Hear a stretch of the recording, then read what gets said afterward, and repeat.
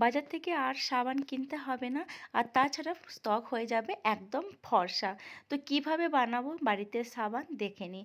এখানে গ্লিসারিন সাবান নিয়েছি আমি একটা, সেটাকে টুকরো টুকরো কেটে নিয়েছি। আর এখানে মসুর ডাল গুঁড়ো করে নেব।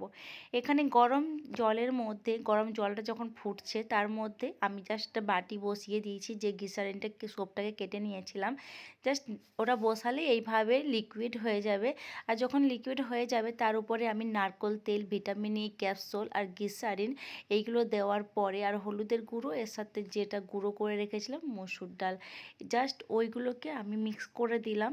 মসুর ডাল হলুদের গুঁড়ো কতটা উপকার করে সেটা আমরা সবাই জানি। আর আমি এখানে ময়শ্চারাইজারের জন্যে যেটা দিয়েছি গ্লিসারিন, ভিটামিন ই ক্যাপসুল, আর এখানে দিয়েছি নারকেল তেল, যাতে আমাদের স্কিনটাকে খুব ভালো ময়শ্চারাইজার করে।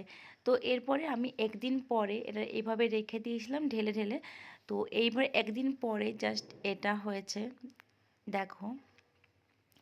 এটা আমরা প্রতিদিন স্নান করার সময় হাতে, পায়ে, মুখে ব্যবহার করতে পারবো। কিন্তু অবশ্যই আমরা যা কিছুই ব্যবহার করি না কেন, তারপরে মুখে, হাতে, পায়ে ময়েশ্চারাইজার কিন্তু মেখে নিতে হবে।